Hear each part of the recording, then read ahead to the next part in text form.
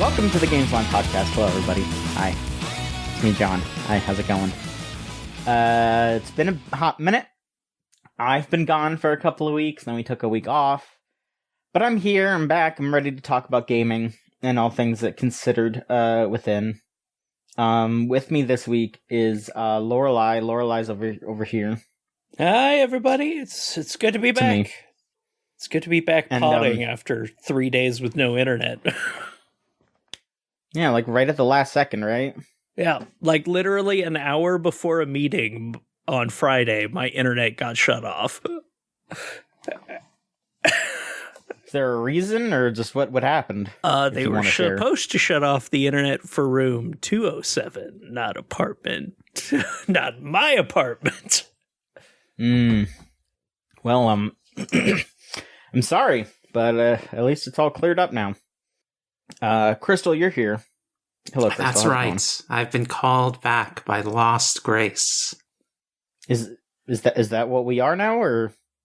No, your lost grace has called back me, the tarnished warrior. Okay. So this is a Souls thing. I'm no, guessing. It's a new Tales game. It's the ring, the Elden Ring. Oh, the old ring. Okay, I don't play those games. I don't know this. Okay. Yeah, I'm sorry. That's a Scott thing. Yeah. Or everybody but me, basically. And me. Anyway, gaming occurred, and even when I was gone, gaming continued to occur. Folks, I was at my parents', and then I took another weekend off to go to a small tournament that was being held for the Hololive card game, because I'm still playing that for whatever reason. And I got third place. 3. Hell yeah. Nice. So I'm a top 3 finisher at TCG for a genre of entertainer that I don't really care much for, but you know what? We take those. It was one of the starter deck tournaments, so everyone was on more even playing field. You could only use stuff that was in the starter decks. But that also goes to show that I'm wise with the cards, because I was able to just be like, oh look, here's, you just give me something, and first blush I'm able to figure out the strategy and use it, that kind of stuff. So that's what I did. But then now I'm here. I'm not doing that this weekend. Instead, I'm here to talk about the games that have occurred recently. We could hop right into it if you so desire, or we could hit some of the news. Because, we've got some overlap here. And some of it's pretty big. But you could also hit the news first if y'all want. Does anyone have a strong opinion, or do you want to just hop into it? Let's hop into it. All right. So, the big thing that I have been playing this past week, and that a lot of other people have been playing this past week, is the new Pokemon game, Pokémon Legends ZA. Did you know that in France they don't call it a pizza, they call it a Royale with za? That's... okay.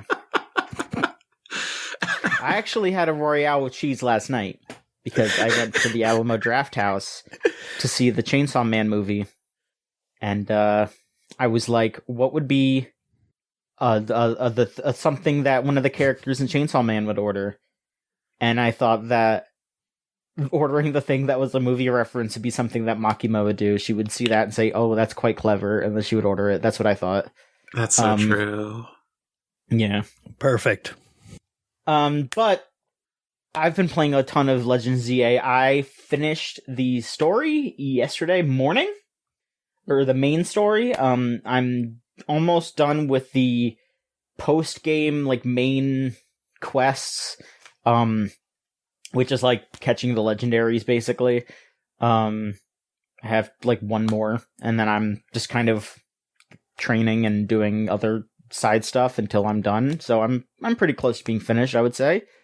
And and I really liked it. I thought it was a blast. I don't know if this is like one of my favorites ever.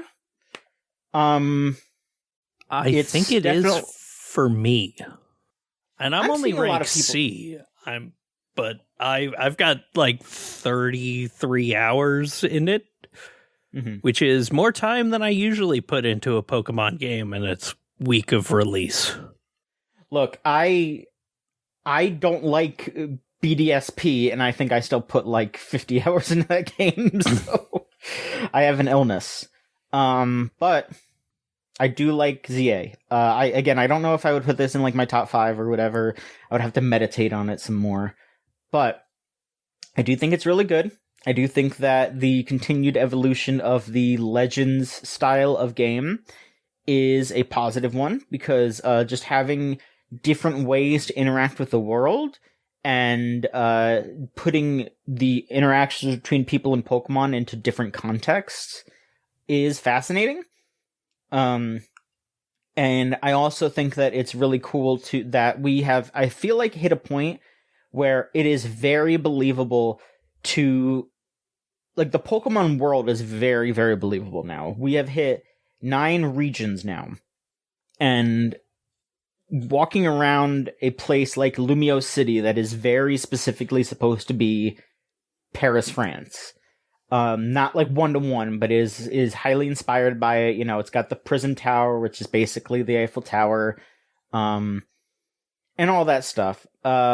It's very cool to be able to walk around that environment and run into people from different regions and have all these different cultures intermingling in a believable way. Like, I do think that it will still be a little bit until Pokemon has enough regions to make it truly feel worldly, because, you know, it is still very Japan-centric, and also very American-centric, you know, like, even though it's like, it's Unova is just like the New York area, and Alola is, I mean, Hawaii is, you know, it's what it is, but it feels very like, Japan and Eurocentric at times.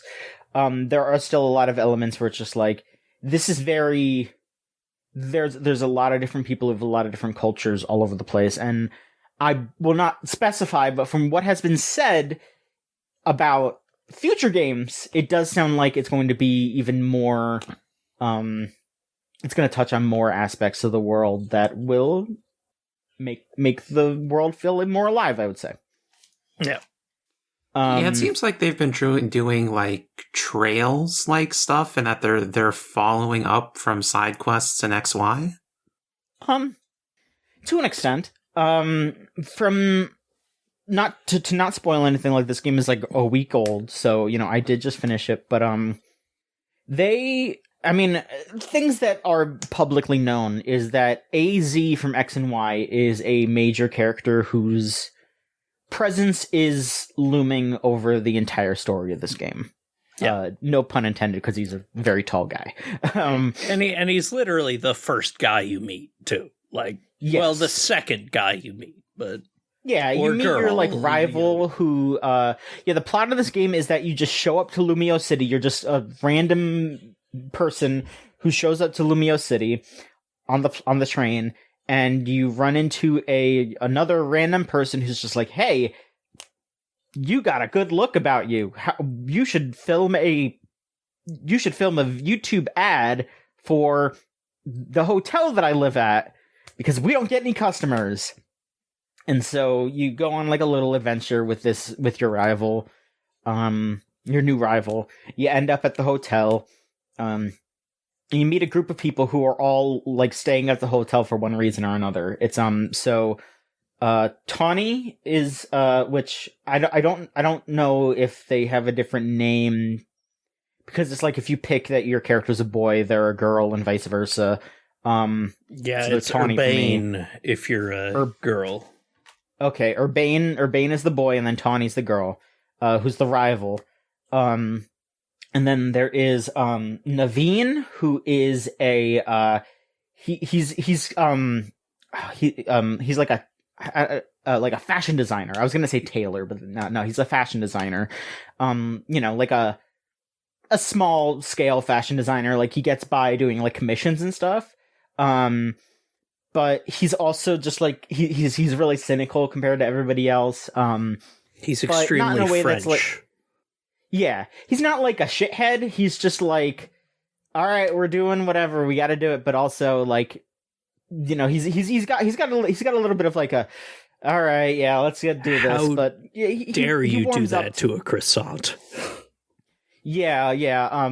Tawny keeps making curry with croissants, which Naveen hates, but I was sitting there and I was like, that doesn't sound that bad, honestly. Like the concept of like the taste of a croissant with like a Japanese style curry more specifically, I think would fit with like the flavor of a croissant, I think.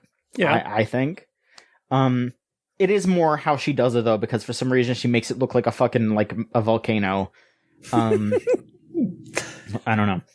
And then is it Lita? I think is the last girl. Yeah, Lita, who she wants to be like a professional dancer.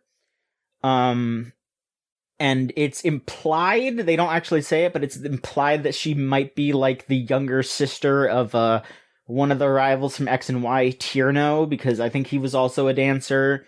I don't remember a lot about X and Y. I need to replay X and Y, because not a lot of X and Y is very memorable, I will just say. Like, I remember a lot of other Pokemon stuff, but X and Y's problem was that it was very non-memorable and its characters didn't really have a lot going on, but it definitely set up some stuff, and now it's paying off finally in Zeta A. Because again, to not spoil anything, like the stuff with AZ and his Floette gets resolved, stuff that was left hanging a little bit with like Team Flare and the like gets resolved. It's very well done for a Pokemon game, I would absolutely say. Like, I don't think they make any like super big swings, but for how disappointing X and Y were originally, they turned it into something that, like, they took a region that I didn't give a flying fuck about into something that I was like, yeah, you know what, Lumiose is pretty cool. The NPC dialogue is killing me. Like, yes, there's legitimately hysterical. There's a lot of very weird, very funny people in Lumiose. Like, you'll just be walking around the city and a little speech bubble will pop up over somebody's head and they'll just be like, people in Pokemon will all die someday. They're all so sad. Like, okay. I mean, yes, but you good? It's literally like one of the localizers or something was working through something. They're French. I think I took a screenshot of one of them that I was like flabbergasted. I'm gonna have to look through my posts. Like the like, hopefully I'll reincarnate as a Pokemon someday. It's just like. Oh yeah, there was a child that just said, my first memories of Meowstic levitating me. All right. Okay. It's very like there's a real charm to this game. Like there was an old man just standing around who just goes, sometimes being with others makes you feel more alone. Like, what's going on? Why are you telling me this? Hello? It's so really sad. Good. It's really literally good. Everyone in Lumiosa is the saddest person alive, and it's so everyone's going through it in Lumiose City.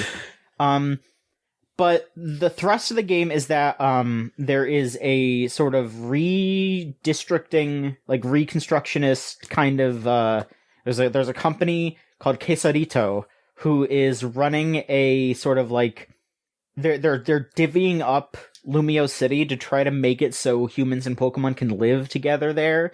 But the way they're doing it is that they are just plopping down wild zones into different parts of the city and having wild Pokemon there.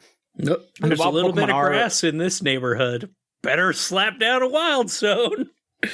Yeah, and it's like areas will shift very, for the most part, not like immensely, but there's like one part where at the beginning of the game, it is a normal, like just area, like a city area, and then they, I guess, designate it to be where the ice type Pokemon are. So when you show up there, it's just all these buildings surrounding it and like green, like patches. And then once you cross over into it, it is just frozen because that's where the ice Pokemon are now. So they turned it into a winter wonderland for them. And so I think that the thing with Pokemon games that is a bit of a bummer, but it is something that it's a half measure kind of thing because like one of my favorite YouTube video essays is one that Tamahiro did about Gen 3, talking about the inspirations for Team Magma and Team Aqua, because a lot of people will see that and just be like, they're insane, like one of them just wants to destroy the ocean, one of them just wants to flood everything and kill everybody. Like, why do they want to do this? And it's a hyperbolic version of something that was going on in Japan at the time, which was a fight between farmers and fishermen over land reclamation. And so it was Game Freak presenting that concept and not really like having a full-on answer, but presenting that concept. And I think in that instance, it's a lot more understandable to not really have a concrete answer. It's something that just kind of present and have people think about. But I do think that they are trying to present something in this game that I don't think they fully... That I think because they're presenting it, I think they're kind of almost saying something, but then because they don't actually say something at the end of it, it's not really a concrete thing, and it just feels a little it feels hollow, because like people, NPCs are pretty consistently talking about like, we have less places to live now because the wild Pokemon are right up against us, and we are, this isn't really a harmonious thing. We are, like, we feel like we're in danger by these wild Pokemon. There's a group of people who think that the wild zones should be ripped down and that people should have to just fend for themselves if they want to stay in Lumiose, and they have to get tough enough to defend themselves from the wild Pokemon. Or at the very least, like, that group needs to be powerful enough to keep the wild Pokemon at bay. And, like, that's all interesting. And then something that people have pointed out is that, like, all the benches are the anti-homeless benches that exist in real life. And the Pokemon world is usually very, it's very utopic. It's very, people just live in harmony, and nobody has to worry about being hungry or being hurt or whatever. And there are characters that are very specifically without a home in this. It's in X and Y, especially, like Emma, who is a detective in this game. In X and Y, she was a homeless girl who the detective Looker helps out, and eventually she is taken advantage of by Team Flare for a little bit. They put her in like a mind control suit, and then she snaps out of it, and I guess she's still wearing that suit in this game. Like, if you see all the fan art of her ass that has been going around, that is because she is in a skin-tight suit. And it gives her, like, super strength, I guess. But, she was homeless for a time, and then Looker left the detective agency to her, so she uses that to help people in need in Lumiose. And there's characters that are very specifically like, oh yeah, if someone is in need, and they, there's a coffee cafe like truck, and the description explicitly states like if you aren't able to pay for your drink, they let you have it. They give out free drinks to people who need them. And so it feels like they are trying to set up this thing where it's like there are people who are trying to help those less fortunate, and those that are building that are building the structures of the city that make it more difficult for them.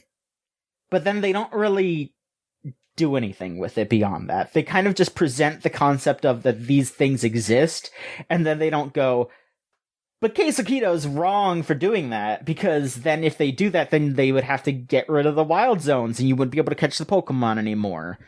And, you know, you need to do that because it's a Pokemon game, but it still feels like it's up against any kind of statement that they would be trying to have. So that is definitely a frustrating aspect there, where, again, it feels like they are trying to present something, like a conversation piece, like Gen 3, but they aren't going anywhere with it per se by having the world really change after the events of the game. So that is frustrating. But the actual characters that you interact with in the game are a delight. Some of the best characters that they've had in a Pokemon game. Really fun dynamics. Some of the new megas are cool, but it's a little hard to say how cool they'll be until they show up in the actual mainline games, because we need to know what their abilities are, because this game doesn't have abilities. Because all the combat is, it's kind of similar to Xenoblade, honestly. Like, instead of having power points, it's like MMO-esque, where you press the button to do the move, and then they get into position, and then they do the move, and it'll take a certain amount of time for them to do the move. There will be a certain amount of time for that move to cool down before you can use it again. And as you walk around, your Pokemon kind of follows you, so you can reposition yourself and try to dodge moves and all that. It's new. I would say that I do think that there's probably some refinement they're going to need if they want to do something like that again in the future. Just because, honestly, it mostly just boils down to doing more attacks faster. Yeah. It's the same problem as normal Pokemon. To an extent, but, you know, the thing with normal Pokemon is that it's still turn-based, so your opponent has a chance if you're not, like, over-leveled or whatever. Mm-hmm. I did love seeing a bunch of people complaining about how none of this works with competitive Pokemon, and it's like, this game is not supposed to be competitive Pokemon. Yeah. There is a ranked mode, but it's literally just a 4-player, like, battle royale thing where they just throw you into a map and you just try to knock each other out, and it's goofy as hell, and there's not really, like, it's ranked in the fact that you earn, like, a few points every time you play, and then you just go up the rank as you go. Like, if you lose, you gain points, so it's like it doesn't actually matter. It's just it's ranked. But yeah, it's fun. I definitely enjoyed it. I would recommend it to folks who want a new, different Pokemon experience. I do still think that $70 is a fucked up amount of money to ask for video games.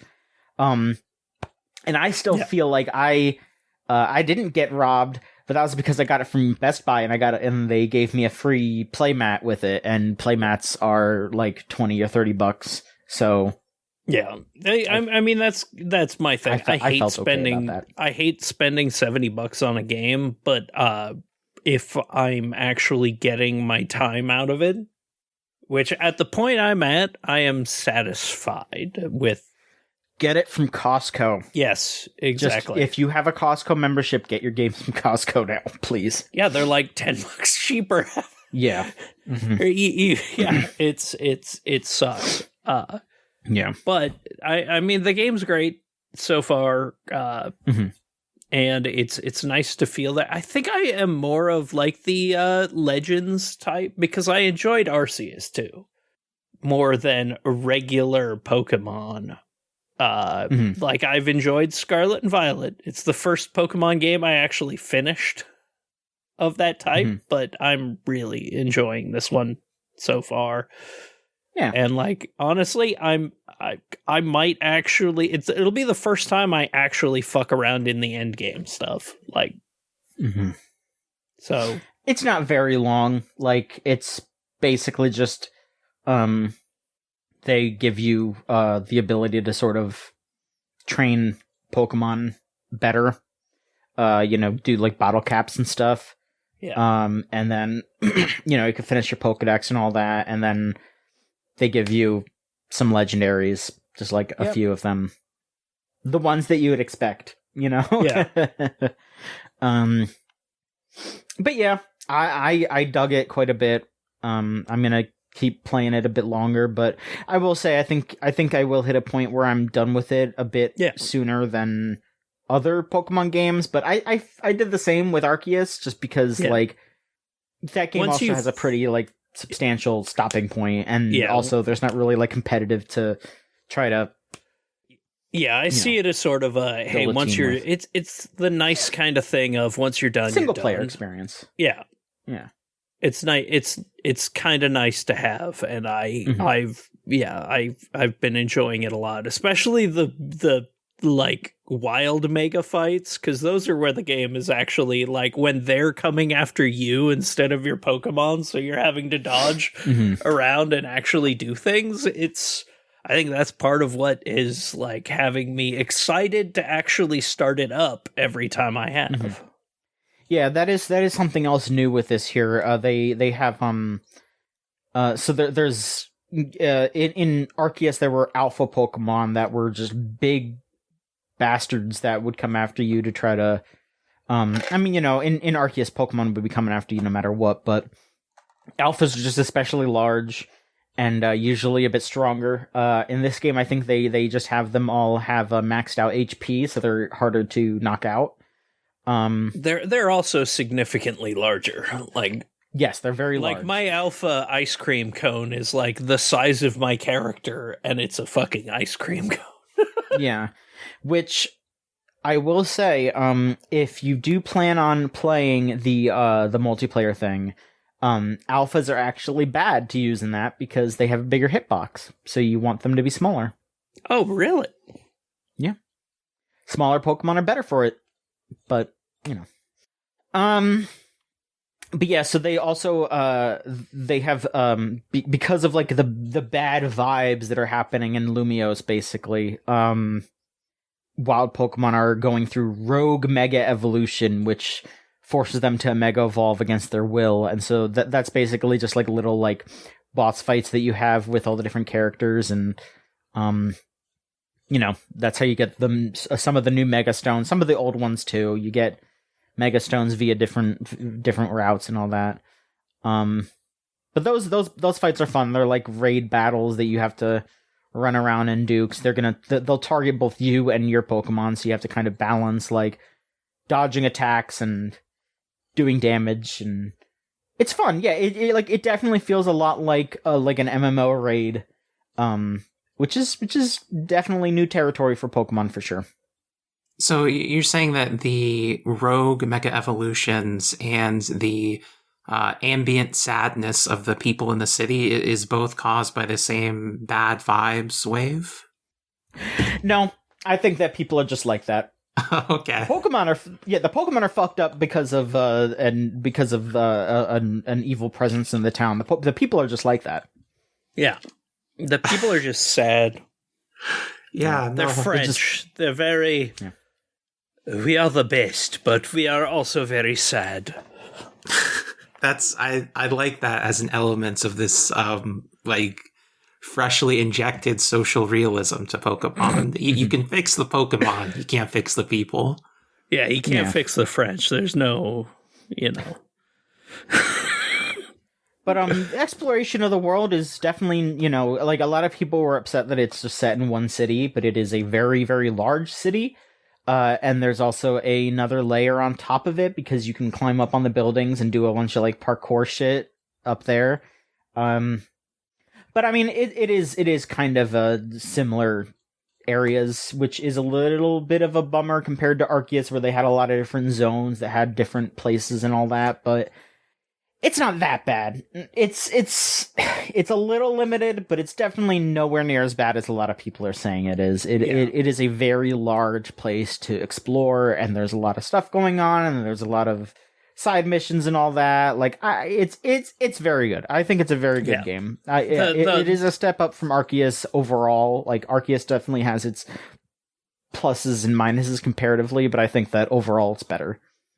Yeah, looking at it from the outside, to me, it seems the issue is it's maybe even actually bigger than they have stuff to fill it with, because so many of the districts look so similar. Yeah.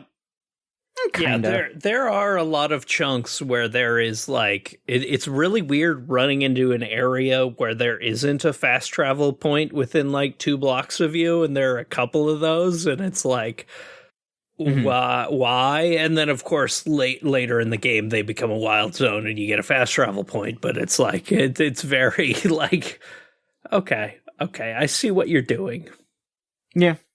Because, yeah, everything that isn't a fast travel point can be blocked off during the nighttime where the Pokemon battles happen, which is honestly where the fun is. You get cards and do little challenges like, hey, knock out a bunch of people in one hit with a leaf Pokemon, or, you know.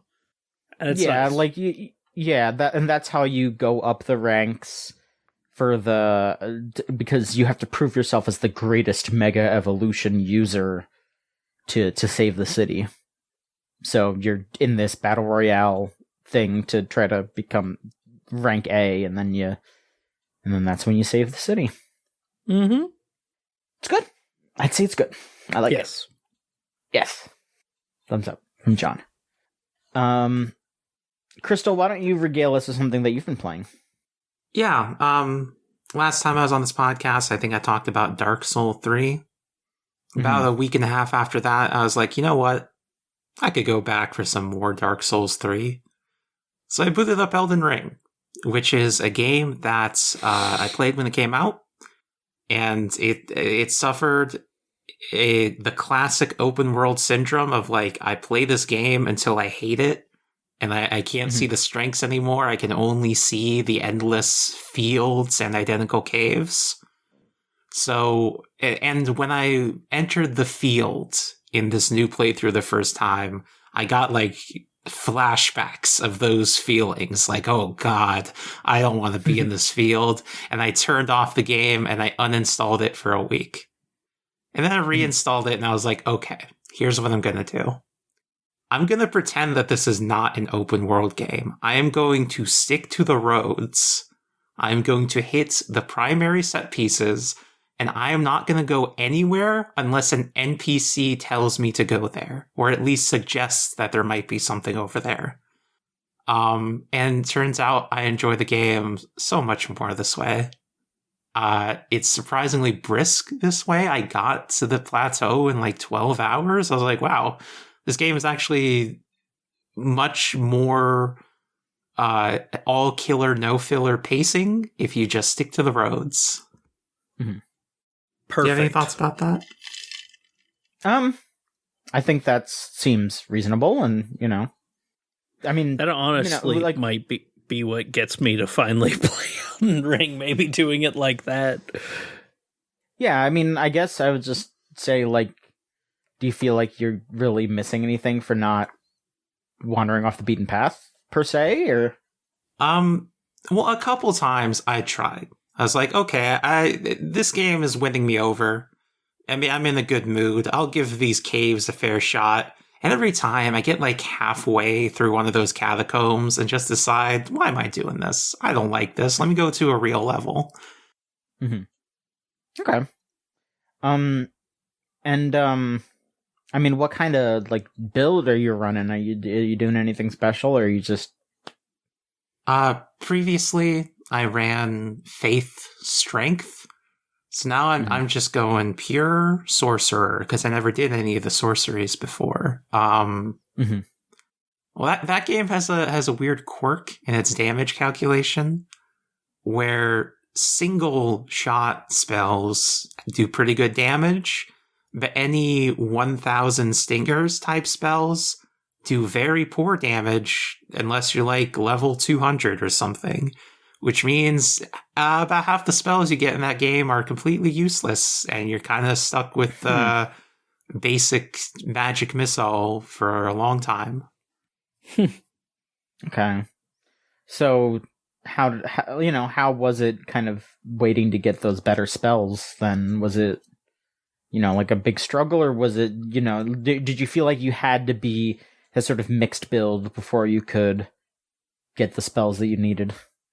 Once I found the sword that scaled with intelligence, I did start relying a lot more on just melee. I even just started wearing a shield and using the special skill of that sword, which you can use even with the shield on, which is you raise it up and charge it up into a big greatsword that not only does a lot of damage, but will also knock down most enemies, giving you a free chance to charge it up again.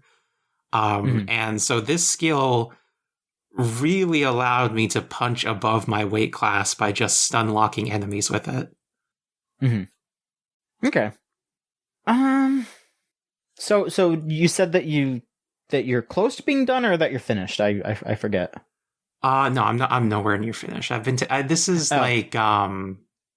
this is my backup game for another game I'll talk about in a bit. This is where I play it like a few hours a week, slow and steady. I'm like maybe 15 hours in. Okay. And where do you have like an ending in mind, or anything like that? Or are you just kind of letting it take you where you're going? It really pushes you towards the star type ending. The other endings like require you to go more out of your way for less distinctive benefits. Okay. No, what kind of what benefits are you getting currently? Well, this game takes a little bit of a different approach to the lore than Dark Souls 2 and 3, I noticed, because those games are really vague and mythical, and it's not really clear what the hell's going on in any specific detail. It's like only the broad strokes that kind of make sense, which is something that I don't think was really true of Demon Souls or Dark Souls 1. I think those games actually have like pretty clear plot lines. And Elden Ring brings that back. The George R.R. Martin influence is like, there's so much precise court drama, and all of the factions you can choose for the endings relate back to all of the 700 affairs and incest going on in this royal family. So I guess the side that I'm choosing is the one where the daughter of the person that the king divorced wants to go back to the age of the stars before the big glowing Yggdrasil tree grew and took over the world. John, what have you been playing? What else have I been up to? Well, I did play some of the Digimon game. I don't remember. Did I get to talk about this before I was gone? I don't even remember. You did not. Well, you talked about it a little bit. You had just kind of gotten started. I don't know if I have too much else to talk about it, because I feel kind of bad, because I do really like it, but I feel like people are kind of overhyping it, because there's a lot of people who are being really overblown about the negatives of Pokemon and are trying to sort of set up some sort of big old rivalry and say that, oh, Digimon is here to save us from the tyranny of Pokemon. And again, while I do think that Pokemon has a lot of things to critique, I just talked about some of it, and there's gameplay aspects that need to be improved here and there as well. But I don't think that Digimon Time Stranger is the savior that is going to completely smite everything and is showing everyone exactly what needs to be different for Pokemon, instead of what all these things. This is the blueprint that Pokemon needs to follow, because Time Stranger is just an 8 out of 10 or 4 out of 5 JRPG with cool combat mechanics and a fun evolution system and all that, and a good translation. But a story that's kind of and a lot of the other mechanics are very rote. and it's just good. Like, I think it's good. I think people should play it if they like Digimon. But I don't think anyone needs to be like jumping to play it. Like, you know, like I don't think that people need necessarily or should be jumping to play Z to A either. Maybe a little bit more than Time Stranger, I would recommend it. But like people acting like this is the second coming, it's just like I think it's probably just the best Digimon game yet, because every other Digimon game has been mostly ass. So the fact that this one is solid automatically makes it the best Digimon game. Like, I think that's kind of the thing that kind of always infuriates me whenever a creature catching game, quotation fingers, comes out. Everyone always makes it to be like the end all be all. I still have people that respond to me criticizing Pal World with calling me a Pokemon dick writer, and I'm like, I have enjoyed precisely 2 Pokemon games in my entire life, and I've tried to play all of them. Like I am a Pokemon dick writer, don't get it twisted, but I am also going to critique it. Exactly. I can think something sucks, but a good relationship is not built on pure adoration. You need to see the flaws of the other person and work on them with them. And work on your own flaws. I can't help but be amused by the fact that the way you're talking about Digimon is the same way I talk about Pokemon. It's like, just that. No, go on. Listen. Go on. The thing is, I am more incensed to speak up on Pokemon's behalf because people are fucking insane about Pokemon. There is just like a Pokemon hater like economy right now. There's people just making shit up about Pokemon to talk shit. And that's where I'm like, just because again, if you have valid critiques about those games, yes, that's fine. But when you're like, oh, Game Freak are a bunch of lazy bastards because they made Lumio City all one flat texture model, and it's like that's wrong. A, and B, like the game is, you know, loading in a map, and then you're traversing on the map without any load screens. That's like every video game ever now. That they just do that. You know, they load in the map and then you walk around it. That's not lazy. That's just how everyone does it. So, what do you? Yeah, people are just fucking just stupid about it, and they want to cause drama because it's seen as correct and righteous to shit on Nintendo and Game Freak, which to an extent, sure, because like, yes, like a lot of the gameplay choices, and I mean, like a good amount of it is Nintendo's legal team that are the things that are really in need of hate and critique. And, yeah, you know, like, that's inexplicably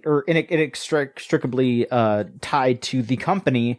But you also kind of have to be like, these are the people making the games, and these are the people doing copyright shit, and there's overlap, but it's not 1-to-1. And people need to remember that when they're making their critiques, because they're like, we need to take those shitty, lazy devs down a peg when they're talking about, like, ROM site stuff. It's like, those aren't the exact same people, you know? Yeah. But I do still really like Time Stranger. I do. Yeah. I just wish that the characters were a little bit better. And, that's kind of it, actually. The characters just should have been a little better, I would say. That's still the big thing. I'm excited to start it. It's my next game after I finish the ZA. Like, mm-hmm. I'm pretty, like, I like the gameplay already from the demos that I've done, mm-hmm. and like especially the PAX demo that had like a super boss to fight with a strong team was like what actually sold me, not running through the sewer with overpowered already Digimon. That was like, okay, but what's the game? You're showing me explore. Oh, okay, this is the game. Oh, okay, no, this is pretty good. Yeah, I'm pretty interested in eventually doing a run through the game on either Mega or Mega Plus difficulty, because you basically have to just like have not just a full team, but just like a very large roster of Digimon to combat like almost any challenge, and it feels way more SMT in that regard. Like you're making teams to go up against these challenges instead of just like having a few really good Digimon that'll take care of everything. And I love that. So I might look into that later for sure, because that is cool. Yeah. Lorelai, how about you? Is there anything else you would like to discuss? So I have been playing, I played when it came out, Dispatch, the new, former Telltale game that came out with Aaron Paul and a bunch of like, honestly, it's, really, really good. What happens when Telltale isn't rushed to make a game and is only working on one thing. And I keep saying Telltale, even though it's not, but it kind of is. It's like a big swath of Telltale people. It's like everyone who isn't, like, supposedly working on Wolf Among Us 2 is doing this now, I guess. It's fantastic. Like, I'm really enjoying the storytelling is really good. The acting is really good. The animation is fantastic. It's really nice seeing just something that is just really, really beautifully animated. And like, you can tell they are wanting to do a fun superhero story with the kind of Saturday morning cartoon vibe of the animation.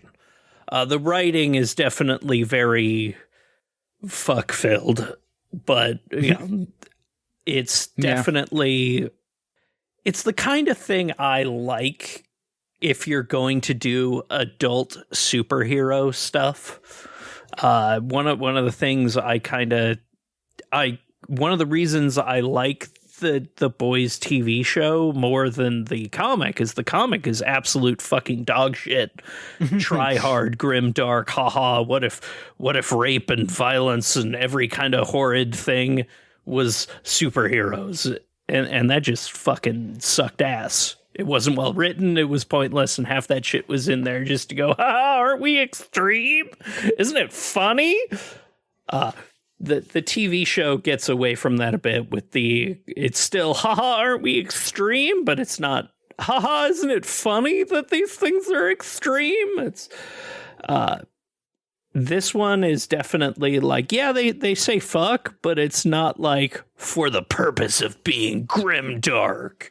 It's actually doing a really good job, like showing the mind of a superhero that is retired and being forced to do some fun gameplay where the entire gameplay is you select what of your team to send to which mission, and every once in a while you do a little hacking mini game that's very simple, but it's genuinely like it's releasing 2 chapters a week, which I also like. I like the fact that I'm going to be able to talk about the next chapters next week if it's still good.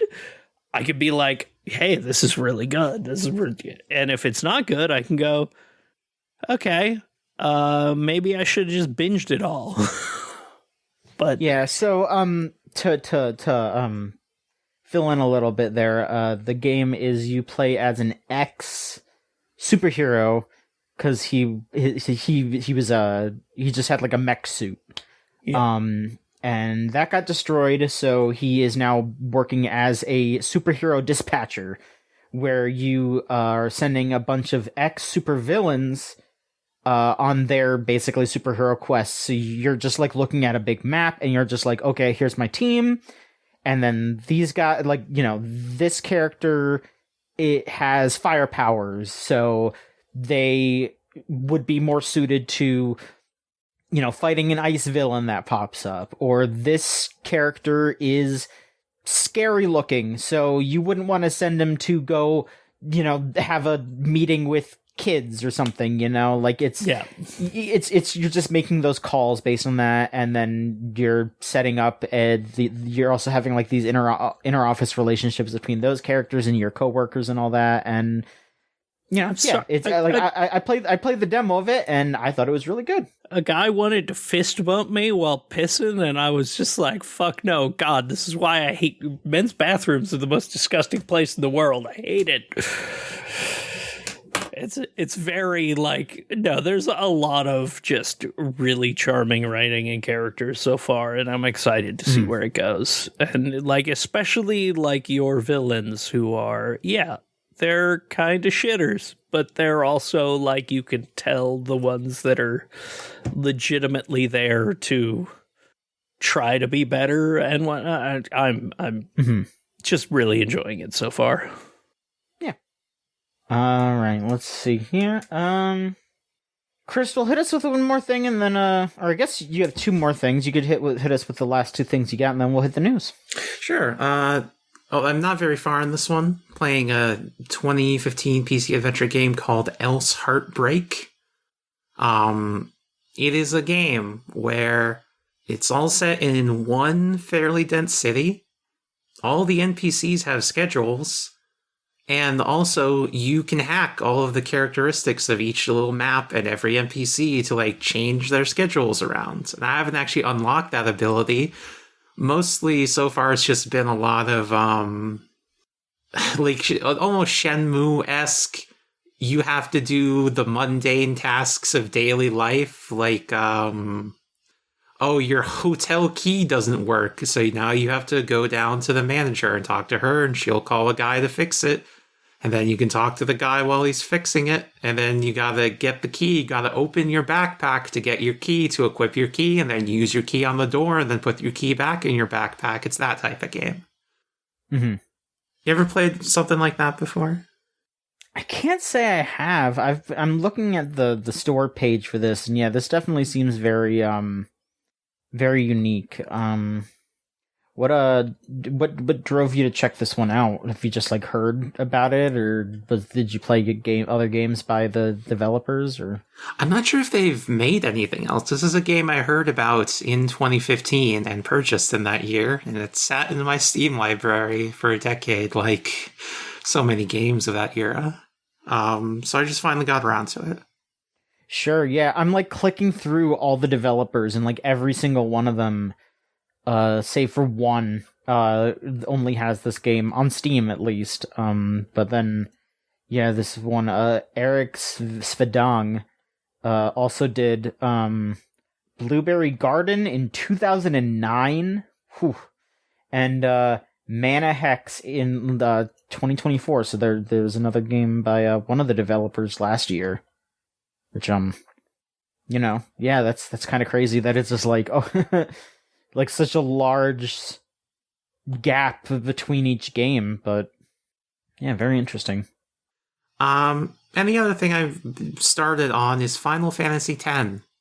That game really shows off the next generation power of the PlayStation 2 Emotion Engine. Like, sometimes they're just showing off, right? Like in any of the cutscenes that... So there are higher budget cutscenes and lower budget cutscenes, right? The lower budget ones are the problem that I think are actually kind of a step back from the PS1, because it's just a close-up on these models that don't move very much, and if their mouths move, it's just very simple flaps, and there's really no visuals of note to accompany the voice acting. And I think that's would probably work better if you just like pulled the camera further away, as in a PS1 game, so you didn't see that these models weren't really doing anything. But yeah, I like that is something that ZA does have a problem with too.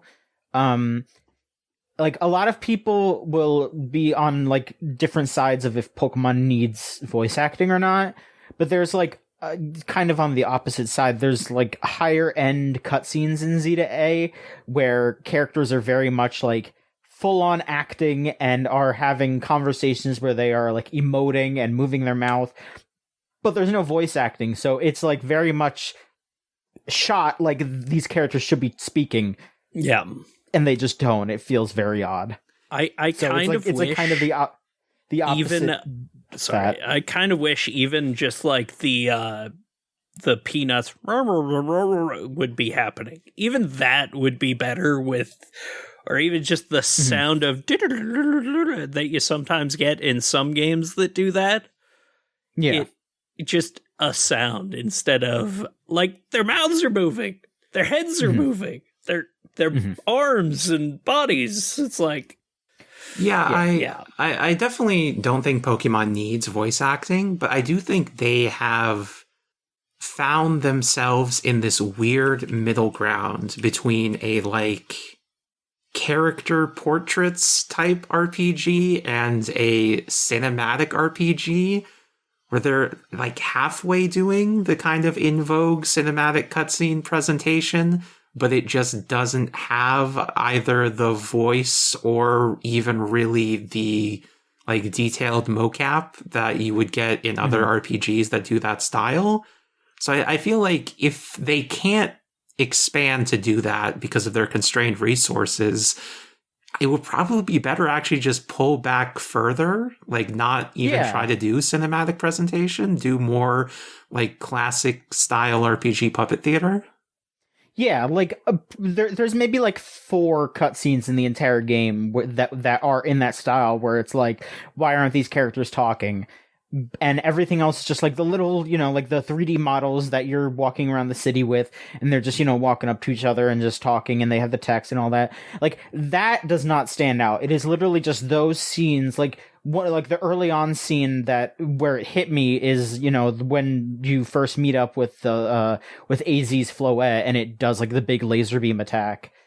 Everyone is like emoting really, like they're emoting like they're in a play or something, and it's like it's just confounding why vocals aren't coming out of their mouths, but pretty much every other aspect of the game, it's like, no, that's fine. So if they just would stop doing these cutscenes where it's very apparent that there should, it's like that cutscene in Sword and Shield that everyone keeps bringing up is the one with Pierce, where he's up on stage singing and there's just nothing coming out. Like, why do you have to show him singing like that? Like focusing on him. Like if they had like pulled the camera back and it was just like, oh, he's up on stage and like all the people are like clapping or whatever, like that'd be one thing. But they zoom in on him and he's just, so it looks stupid. Like, just don't do that. Yeah, exactly.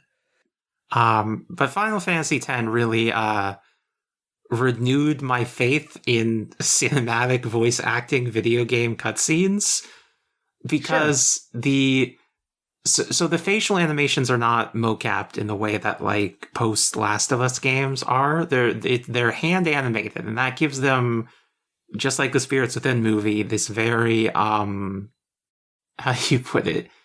It's cartoony. It's like not perfectly realistic, but it is very detailed. There's a lot of little idiosyncratic nuances to the way each character moves their face, and then they can also do things like animate individual fingers when Tidus is teaching Yuna to whistle, and they can do voice acting flexes like the infamous laugh scene, which like smoothly transitions from characters being miserable to like awkwardly trying to get over it to actually getting over it, and then the fake laughter transitions into the real laughter. I'm like, wow, you couldn't do this in Final Fantasy VIII, and now you're doing it.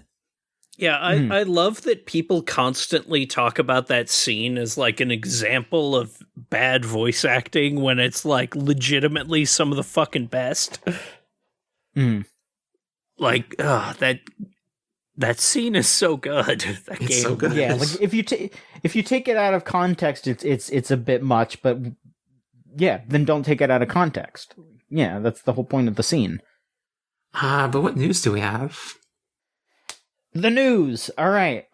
So let's see here. I opened up my Blue Sky timeline on accident right there, and first thing that came up was a picture of Captain Marvel nursing a gorilla. So I was gonna say, all right, first thing on the news, Captain Marvel is nursing a gorilla. No, Captain DC Captain Marvel or DC Carol Captain Danvers Marvel. Captain Marvel. Shazam, that guy.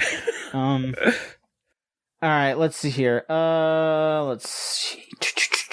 All right. A lot of the news this week is we've got some bad news. We've got very middling good news, and we've got stuff where I'm just kind of like, okay, I guess I'll just hit the okay first. Well, folks, something that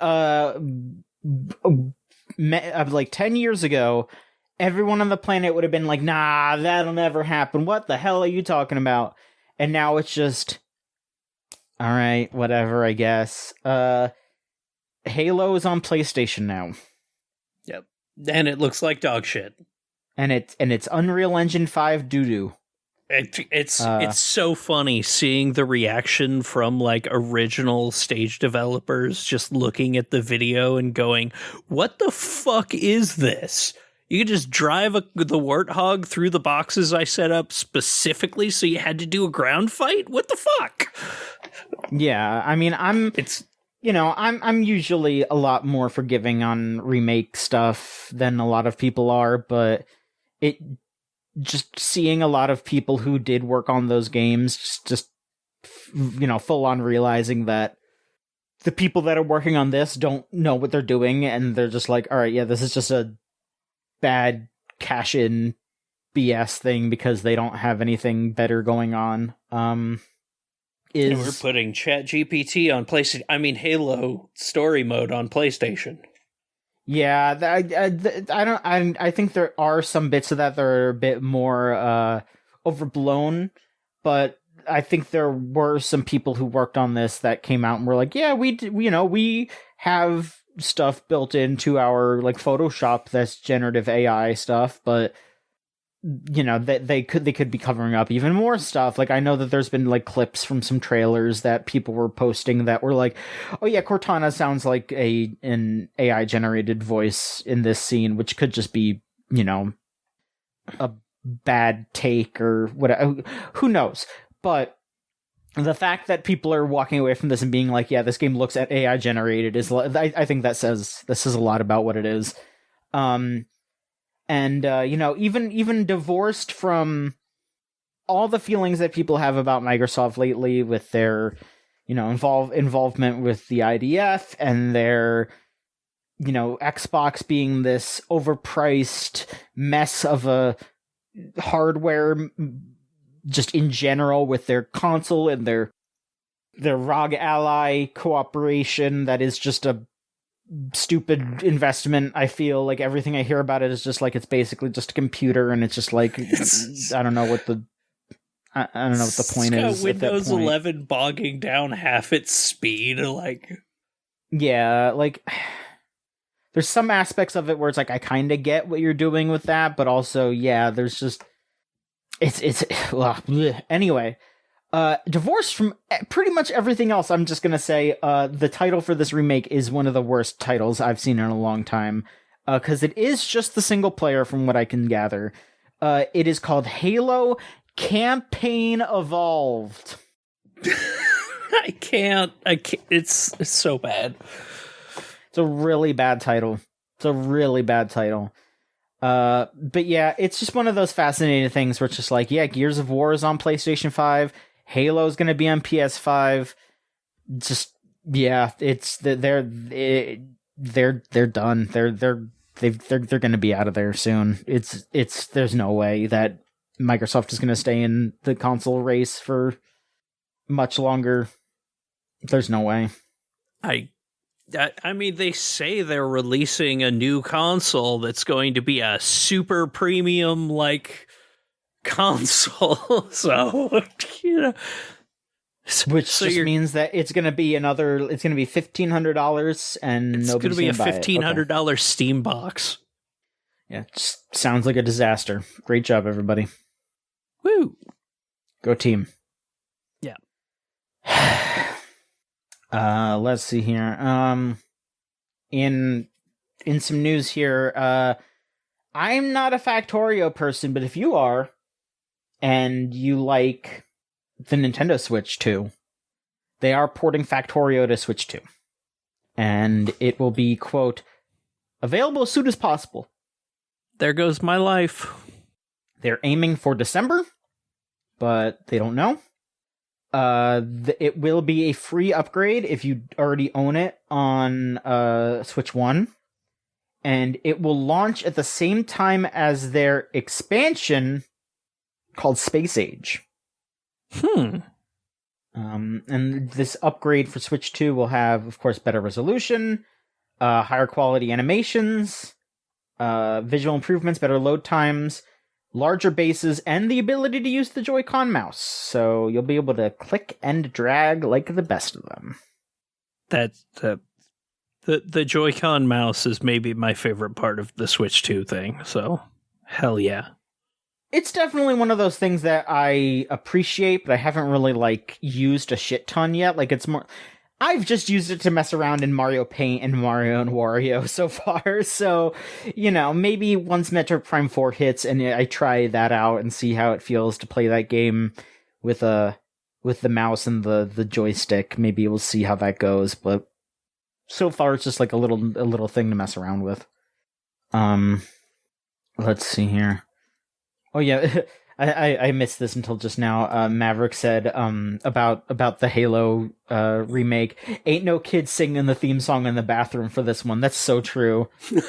Yeah, I can't imagine all the kids just doing the whole no, they're not caring about this. God, those first few Halo games. I'm not even a big first person shooter person, but one to Reach. Those are great games. Let's see here. So speaking of stuff that has a varied history, Tomonobu Itagaki, the creator of the Ninja Gaiden Revival franchise, the Dead or Alive games, as well as Wii U classic Devil's Third, passed away at the age of 58. This was announced on his Facebook page. This is the dude that, pushed for a lot of character action tropes, had an infamous rivalry with Tekken, that Harada was pretty, adamantly, a few years ago, he actually made a post that was Itagaki and I butted heads, but also I genuinely think that our rivalry made each other better, and I think that's definitely interesting. There was some history of I don't remember exactly when it was, but there was allegations of sexual misconduct at one point that, from what I have seen, did get sort of settled, but who knows how exactly that settlement went down per se. So I'll continue to look at that with a bit of a side eye, but at the very least, those Ninja Gaiden games and the Dead or Alive series are solid games, and 58 is really young in the grand scheme of things. So, it's just it is a bit it's a bit sad to be like, man, yeah, dude just passed right when Ninja Gaiden 4 came out, which, he didn't have anything to do with, but it's just like, yeah, the world is, his franchises continue to move on. It's it's an interesting thing to think about. This is Itagaki was like a character in the 2000s because of his ridiculous behavior in interviews. And like on top of that, actually directed some really good games. And so this is kind of one of the I guess higher profile game designer deaths lately. Yeah. Yes, absolutely. I mean, like the thing that a lot of people brought up again with his constant shit talking of Tekken, like it was there's an infamous bit, I think it was like Game Informer or something, where he listed his like 5 favorite games and his 5 least favorite games, and the 5 favorite games are like a variety of different things, and then the 5 least favorite games are just Tekken 1, Tekken 2, Tekken 3, Tekken 4, Tekken 5. So he's just, he was a shit talker in an era where people weren't doing that as much, like in a pre-social media world.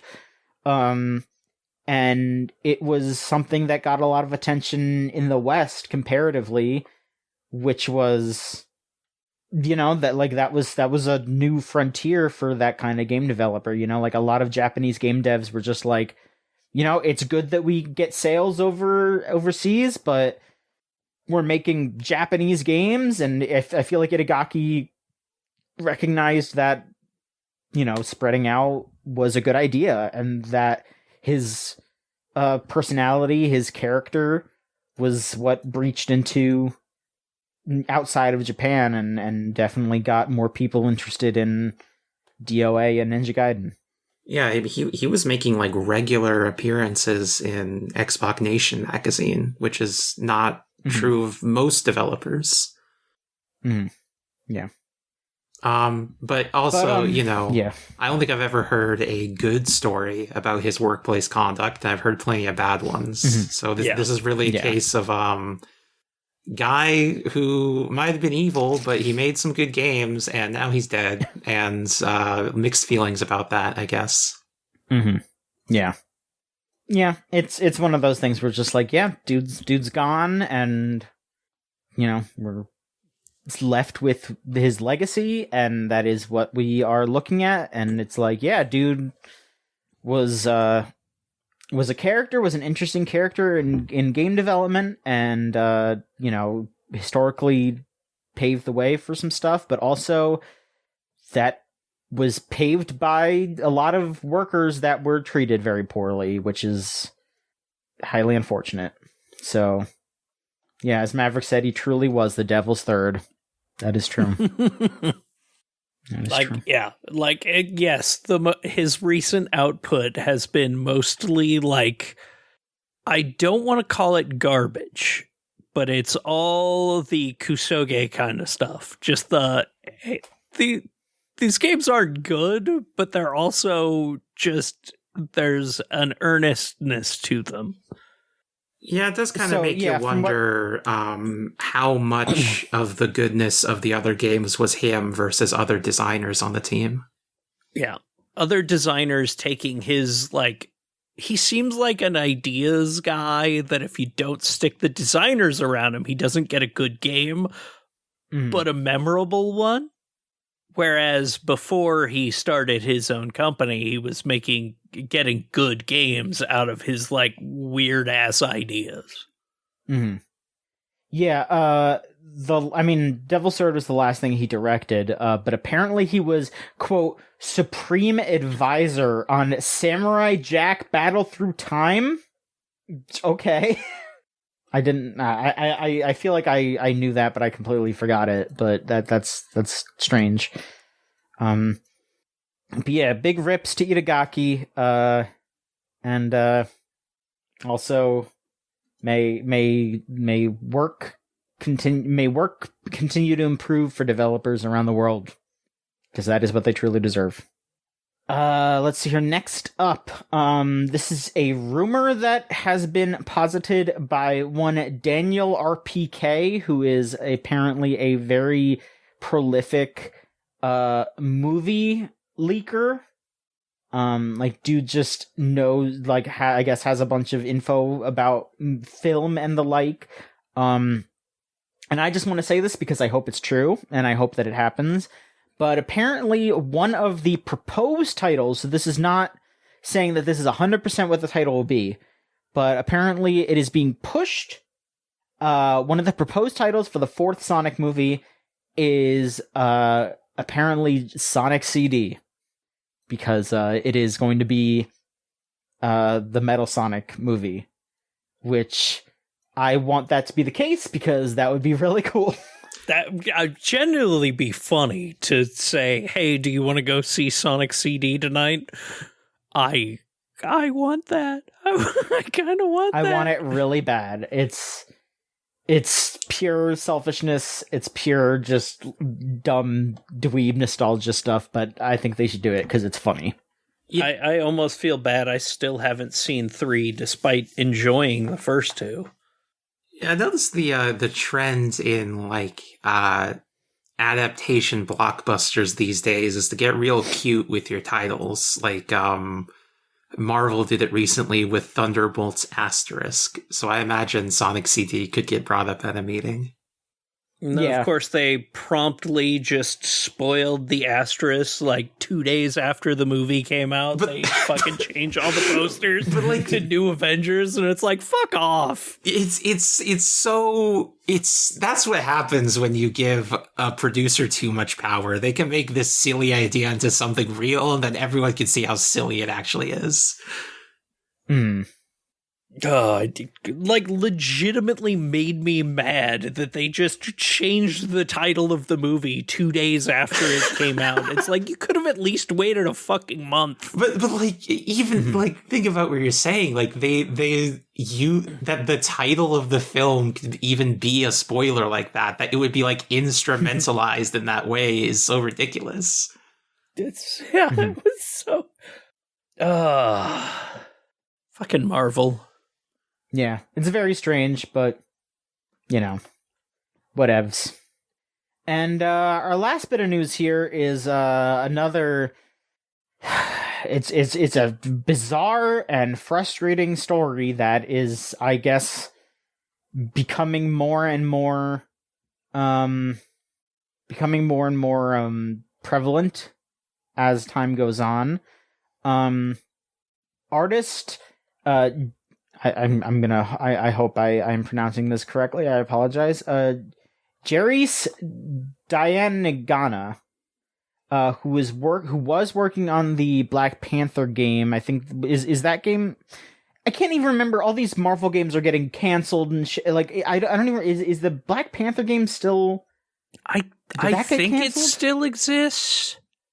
I forget. I know there's one old timey one that is still happening. The 1943 one is still happening, but there was an EA Black Panther game that got canceled. So I think that this is Rivals, isn't it? Yeah. So yeah, we'll get to that. This artist was working on the Black Panther game, but also just for their own work, did a lot of African inspired setting design and stuff like that. Taking aspects of art and culture and the like, and creating spaces and all that, which would make sense for a Black Panther game. That would be every stage. You would go, every area that you would explore would be that. So this artist is claiming with some very solid proof here that the newest, or maybe not the newest, but the recent Wakanda map from Marvel Rivals is directly lifting from their concept art here that they did for personal artwork, pointing out very specific pieces of the art that are 1-to-1. And again, this isn't just like, oh, this was like Black Panther artwork for the EA game that maybe Marvel still had some kind of ownership over, and then they used it on Marvel Rivals. Like, however that would work.